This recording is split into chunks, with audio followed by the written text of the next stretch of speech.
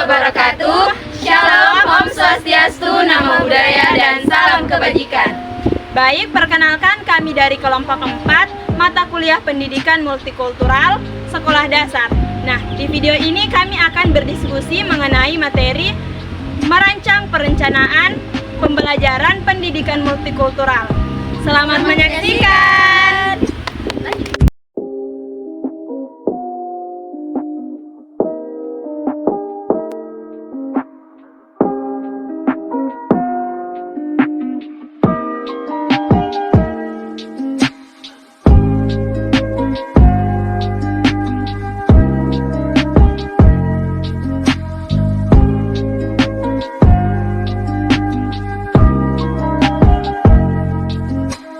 Assalamualaikum warahmatullahi wabarakatuh. Shalom, Om Swastiastu, Namo Buddhaya, dan salam kebajikan. Perkenalkan, nama saya Yuli Rahmawati sebagai pemantik kita pada hari ini. Baik, pada hari ini kita akan mendiskusikan tentang merancang perencanaan pembelajaran pendidikan multikultur. Pengertian pendidikan multikultur. Multikulturalisme berasal dari kata multi yang berarti plural, kultural yang berarti kultur atau budaya, dan isme berarti paham atau aliran. Dalam perkembangannya, multikulturalisme tidak lebih dari sebuah istilah yang menyempurnakan gagasan sebelumnya, yaitu pluralisme. Pendidikan multikultural juga dapat diartikan sebagai sebuah gerakan reformasi yang dirancang untuk menghasilkan sebuah transformasi di sekolah, sehingga peserta didik baik dari kelompok gender maupun dari kelompok budaya dan etnik yang berbeda akan mendapat kesempatan yang sama untuk menyelesaikan sekolah.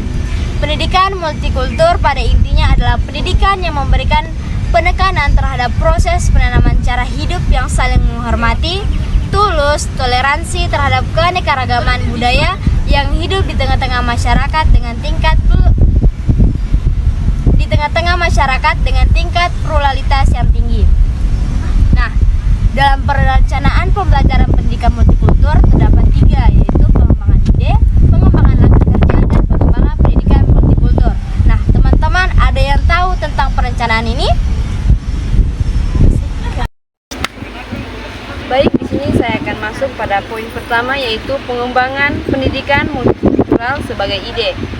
Pengembangan pembelajaran sebagai ide adalah sebuah langkah awal yang harus direncanakan secara matang. Hal ini juga menentukan karakteristik pembelajaran di masa depan yang akan datang. Apakah akan melaksanakan perencanaan dan pelaksanaan multikultural atau monokultur? Prinsip penting yang harus dipegang dalam pengembangan dan perencanaan multikultural adalah ketiadaan keseragaman dalam perencanaan dan pelaksanaan.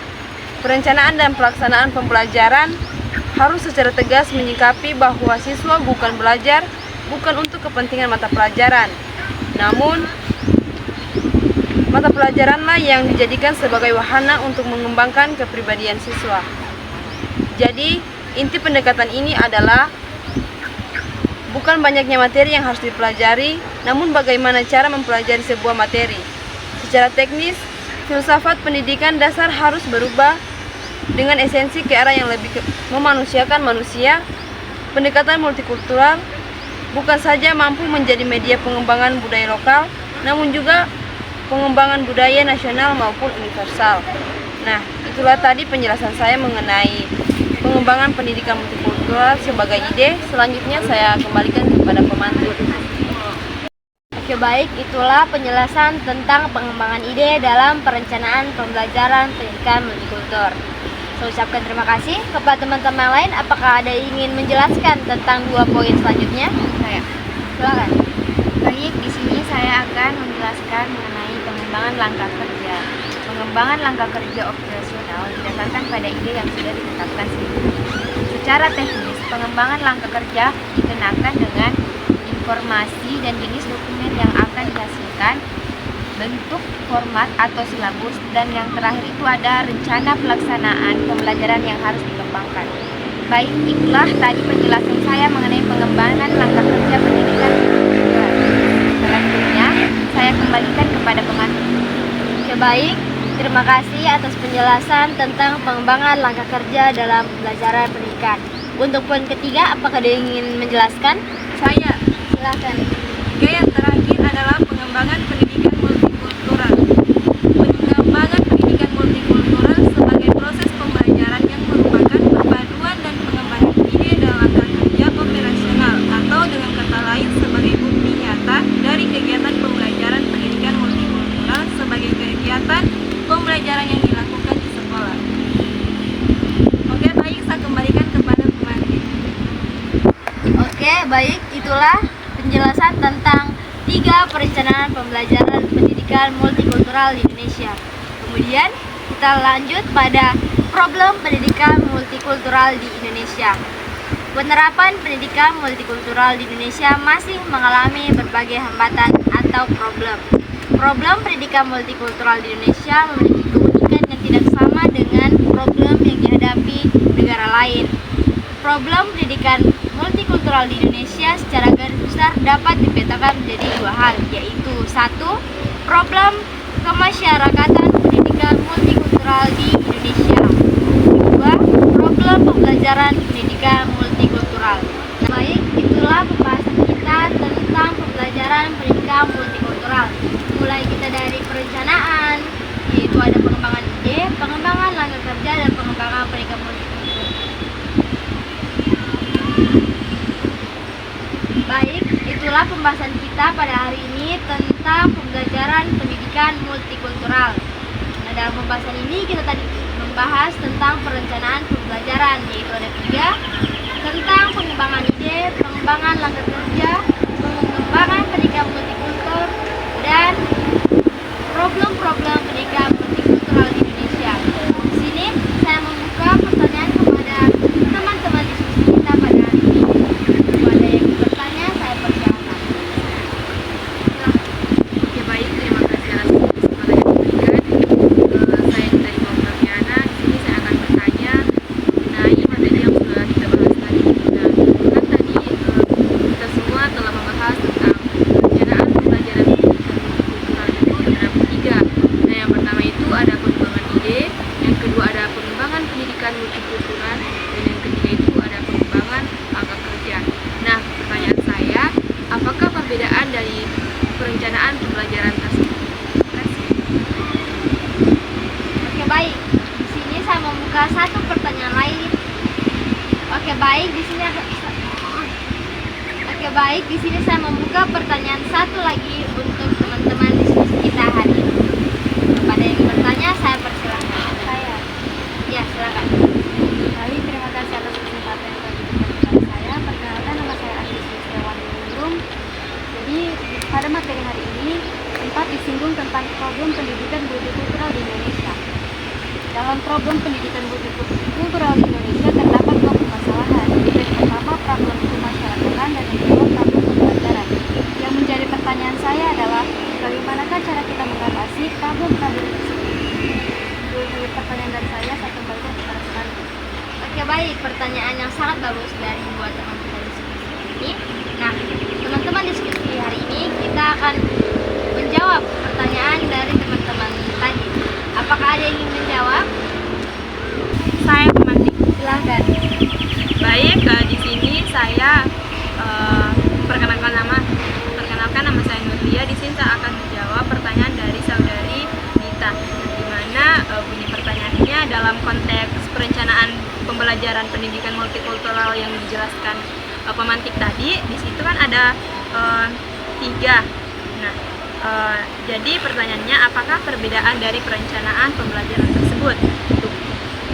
Jadi kalau menurut saya dalam konteks perencanaan pembelajaran pendidikan multikultural, perbedaan antara ketiga aspek tersebut dapat dijelaskan seperti yang pertama kan pengembangan ide, seperti yang dijelaskan saudari pemantik tadi. Itu kalau menurut saya perbedaannya itu yang pertama fokus pada perumusan konsep dan gagasan dasar terkait pendidikan multikultural. Nah, yang kedua itu melibatkan identifikasi nilai-nilai multikultural yang ingin ditanamkan dalam pembelajaran.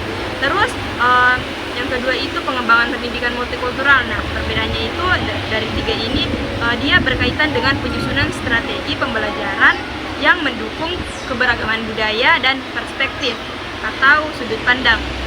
Terus yang kedua, melibatkan pemilihan metode pengajaran yang inklusif dan sensitif terhadap perbedaan.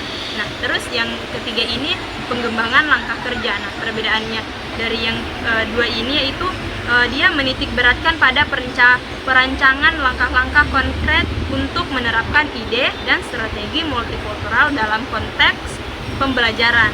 Nah, terus melibatkan penentuan aktivitas pembelajaran, penilaian, dan pendekatan pedagogis yang sesuai dengan prinsip multikultural. Nah, dengan demikian ketiga aspek ini memang juga saling melengkapi dalam penciptaan pembelajaran yang inklusif dan memperhatikan keberagaman budaya. Mungkin hanya itu yang dapat saya jawab, Komandan. Ya, baik, terima kasih atas jawaban dari Saudari Dita. Itulah jawaban terkait diskusi pertanyaan pertama kita. Bagaimana, Saudari Dita? Apakah jawaban dari dia sudah cukup jelas dan dapat dipahami? Saya ucapkan terima kasih kepada Saudari Dita yang sudah memberikan dari saya. Saya rasa jawabannya sudah cukup jelas. Oke, baik, kita masuk pada pertanyaan kedua. Apakah ada teman-teman yang ingin menjawab? Ya, silakan. Baik, perkenalkan nama saya Andi. Saya ingin menjawab pertanyaan di mana dalam problem pendidikan yaitu problem kemasyarakatan dan problem pembelajaran. Yang jadi pertanyaannya yaitu bagaimana cara mengatasi problem. Kalau menurut saya, untuk mengatasi problem pendidikan multikultural di Indonesia, yang dimana dua permasalahan utamanya yaitu kemasyarakatan dan pembelajaran, terdapat beberapa langkah yang dapat diambil untuk mengatasi permasalahan tersebut.